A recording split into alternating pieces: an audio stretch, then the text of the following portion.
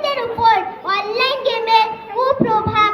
এখন আমি আপনাদের সামনে পূর্ব নির্ধারিত বিষয়ের উপর সংক্ষিপ্ত আলোচনা করব ইনশাআল্লাহ।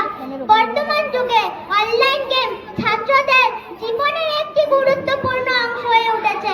সভ্যতার উন্নতির ফলে আজকাল প্রায় প্রতিটি ছাত্রের হাতে স্মার্টফোন বা কম্পিউটার রয়েছে, যার মাধ্যমে তারা সহজেই নানান ধরনের অনলাইন গেম খেলতে পারে। যদিও অনলাইন গেম কিছুটা বিনোদন ও মানসিক বিশ্রাম দেয়, কিন্তু এর কুপ্রভাব অনেক গভীর। প্রথমত, অনলাইন গেম খেলার কারণে ছাত্রদের পড়াশোনার প্রতি মনোযোগ নষ্ট হয়। তারা পড়ার সময়ও গেমের চিন্তায় ডুবে থাকে, ফলে পরীক্ষার ফলাফল খারাপ হয়। দ্বিতীয়ত, অতিরিক্ত গেম খেলার ফলে চোখে ব্যথা, মাথা ব্যথা, নিদ্রাহীনতা, এমনকি মানসিক চাপও বাড়ে।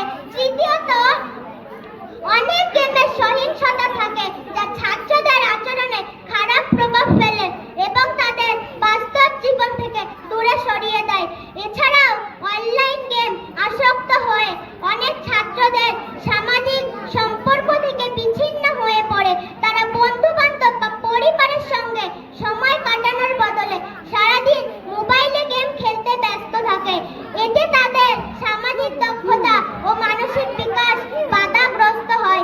পরিশেষে বলতে চাই যে ছাত্রদের উচিত অনলাইন গেমের পরিবর্তে পড়াশোনা, খেলাধুলা, পরিবারের বেশি সময় দেওয়া। অভিভাবক ও শিক্ষকদের উচিত ছাত্রদের উপর নজর রাখা, যাতে তারা গেমের নেশায় না পড়ে। এই অনুরোধ রেখে আমি আমার সংক্ষিপ্ত আলোচনা এখানেই শেষ করলাম। আসসালামু আলাইকুম ওয়া রাহমাতুল্লাহি ওয়া বারাকাতুহু।